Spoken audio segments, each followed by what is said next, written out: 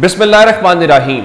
लाखों करोड़ों दुरूदो सलाम मोहम्मद मुस्तफ़ा सल्लल्लाहु अलैहि वसल्लम और आले मोहम्मद पर। मैं हूँ उमर दराज गोंदल। मैं आपके सामने सूरत हाल ये रखना चाहता हूँ कि इमरान खान ने दुखती रग के ऊपर हाथ रखा है। कैसे? इमरान खान ने मुतालिया पाकिस्तान पढ़ाने का एक सिलसिला शुरू किया है और उन्होंने एक पहली किस्त उसकी जारी की है और उस पहली किस्त के अंदर उन्होंने जनाब जो उस वक्त जनरल याह्या खान था और शेख मुजीबुर रहमान जो हैं उनके दरमियान एक मवाजना किया है और मवाजना बड़ा सादा सा है और मवाजना ये है कि जनाब देखिए ये 3 मिनट और 33 सेकंड की एक वीडियो है और उसके अंदर ये लिखा गया है कि गद्दार कौन, शेख मुजीब या जनरल याह्या खान। अब इसके साथ उन्होंने अंग्रेजी जबान में लिखा है कि every Pakistani should study the Hamoodur Rahman commission report and get to know who was the true traitor, general Yahya Khan और Sheikh Mujibur Rahman, founding chairman PTI Imran Khan. नीचे हैशटैग इस्तेमाल किया है गद्दार कौन। इमरान खान ने कहा कि पूरी कौम को हुमूदुर रहमान कमीशन की रिपोर्ट पढ़नी चाहिए और आपको पता चलेगा कि इस मुल्क के अंदर असल गद्दार कौन था। अच्छा, जब ये सारा कुछ हुआ तो उसके बाद इस वक्त अगर आप सोशल मीडिया खोलेंगे तो पूरे सोशल मीडिया के ऊपर हुमूदुर रहमान कमीशन की रिपोर्ट के मुख्तलिफ जो इक़्तिबासात हैं वो हमें दिखाई दे रहे हैं। अब जो हुमूदुर रहमान कमीशन रिपोर्ट है वो चूंकि पाकिस्तान की तरफ से कभी भी ऑफिशियली जारी नहीं की गई, वो अल जजीरा इसके ऊपर लिख चुका है, वो एक तरह से लीक जो रिपोर्ट्स हैं वो हमारे सामने आती हैं। अच्छा, मैं पहले मवाज़ने की बात करता हूँ फिर बीबीसी वाली बात करता हूँ। इस मवाज़ने के अंदर जो किया गया बहुत सारी तल्ख बातें बताई गई हैं। फिर उसमें लिखा गया मिसाल के तौर के ऊपर शेख मुजीबुर रहमान मशरकी पाकिस्तान का अक्सरियती मुंतखब नुमाइंदा था, जनरल याह्या पाकिस्तान के हुकूक का गासिब था। अब ये बात दुरुस्त है कि उस जो अवामी लीग थी उसने मशरकी पाकिस्तान के अंदर क्लीन स्वीप किया था लेकिन हमने उनको इक़्तिदार नहीं दिया था।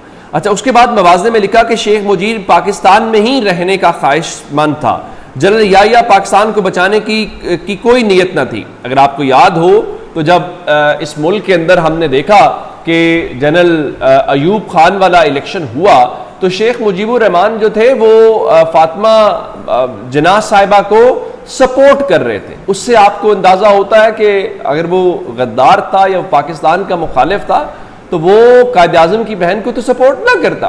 खैर, ये बड़ा हसास मामला है। असल बात ये थी, वो कहते थे भाई हमें हुकूक दो। जब मार्शल लॉ लग गया फिर आपने 1 यूनिट बनाया तो वो कहने लगे आप हमें हुकूक क्या देंगे, आपको तो अपने हुकूक नहीं। और फिर हमारी ये तारीख का एक बदतरीन वाक़या ये है, मैं हमेशा ये बात कोट करता हूँ कि ये इंसानी तारीख का एक मुनफरिद वाक़या है जहाँ पे आबादी की अक्सरियत ने आबादी की अक़लियत से आज़ादी ली। दुनिया जहान में होता ये है कि जो अक़लियत होती है ना वो अक्सरियत से आज़ादी हासिल करती है, लेकिन यहाँ पे अक्सरियत ने अक़लियत को कहा कि आप मेहरबानी करें, हम आपसे अलहदा होना चाहते हैं। अच्छा, उसके बाद एक और जो असल बात है, अब इसमें इमरान खान ने जैसे ही कहा कि आप हुमूदुर रहमान कमीशन रिपोर्ट पढ़िए तो मैंने आपको बताया कि मेरी टाइमलाइन के ऊपर हर तरफ वही दिखाने देने लगा।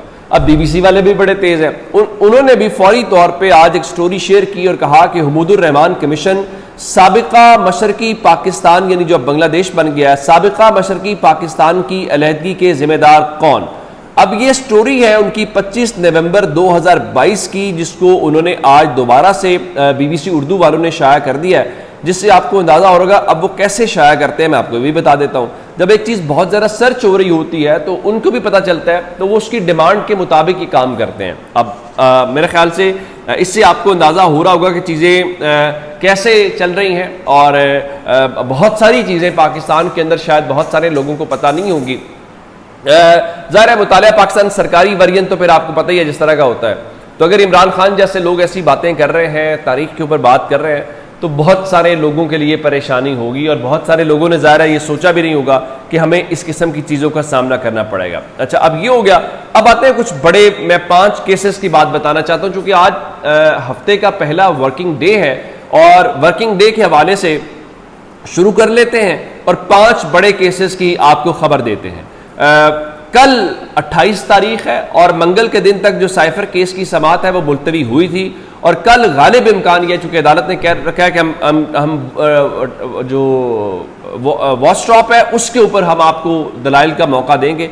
तो मुमकिन तौर पे कल इमरान खान और शाह महमूद कुरैशी की जो अपीलें हैं उनके ऊपर फैसला महफूज कर लिया जाएगा, नंबर 1।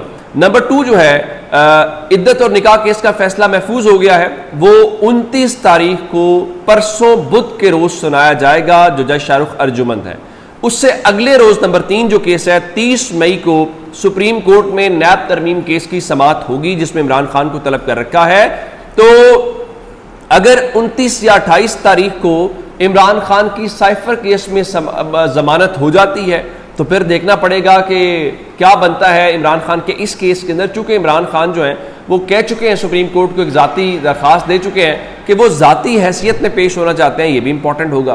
फिर 29 मई को ही एक बड़ी जो है परसों केस का जो एक और फैसला है, यह फैसला नहीं बल्कि समाअत है, वो लापता शायर अहमद फरहाद का जो केस है उसमें है, जिसमें ISI के सेक्टर कमांडर को बुलाया गया है, MI के सेक्टर कमांडर को बुलाया गया है, इंटेलिजेंस ब्यूरो के डायरेक्टर को बुलाया गया है, सेक्रेटरी दिफा को बुलाया गया है, सेक्रेटरी दाखिला को बुलाया है, वजीर कानून को। और फिर इसमें खास बात यह है कि मोहसिन अख्तर कियानी साहब ने इस केस के अंदर ये कह रखा है उन्होंने कि आप लाइव स्ट्रीम करें, बराह रास्त नशर करें, ताकि कौम को पता चलना चाहिए इस केस के अंदर क्या हो रहा है।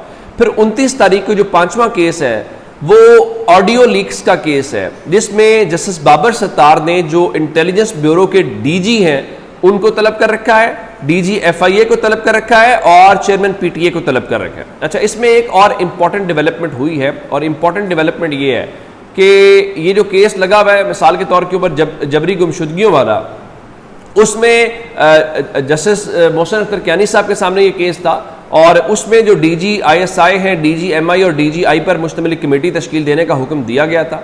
तो उसके ऊपर DGI भी ने इस्तदा की थी कि आप मेहरबानी करेंगे DG लेवल से इसको नीचे ले जाएं और सेकंड जो लेवल के ऑफिसर्स हैं उनको मेंबर बनाएं। तो इसके ऊपर अदालत ने उनकी इस्तदा मंजूर कर ली है और FI और CTD को भी शामिल करने का कहा है, और साथ ये कहा है कि आप सेकंड जो लेवल की लीडरशिप है उसको उसमें शामिल कर लेते हैं। चले, ये भी एक आने वाले दिनों के अंदर हो सकता है। तो अब ये सवाल है कि ये सारे केसेस जो है अब चूंकि अदालत कह चुकी है कि वो लाइव स्ट्रीम होने चाहिए, फिर इस सब के बीच में एक और बड़ा इंपॉर्टेंट केस जो लटका हुआ है, कल उसके ऊपर समाअत भी हुई, वो मिलिट्री अदालतों वाला है, फौजी अदालतों वाला है कि उसमें सिविलियंस के ट्रायल हो सकते हैं या नहीं हो सकते। अब इसमें 84 खानदान ने जो लटके हुए हैं, 23 अक्टूबर को फैसला हुआ था और आज 26 मई तक इस पर मेरिट पर भी दलाइल शुरू नहीं हो सके। मेरे ख्याल से काजी फायज ईसा साहब जो हैं वो जो बहुत सारी बातें करते थे, उन बहुत सारी बातों का अगर वो थोड़ा सा भी करें तो मसले का हल निकल सकता है। अब ये अलग बात है, बहुत सारे लोग कह रहे हैं देखिए जी इस्टेब्लिशमेंट और PTI और अदलिया के दरमियान महाज आराई है, और इतनी महाज आराई है कि जी वो सिस्टम को नुकसान पहुंच सकता है, और जजेस ने आजकल अगर कोई मैसेजेस कन्वे करने हों तो वो तहरीक इंसाफ को रिलीफ देने शुरू कर देते हैं। और सच्ची बात तो ये मोहम्मद मालिक साहब भी तबसरा कर रहे थे, इस हुकूमत के हाथ में कुछ नहीं है।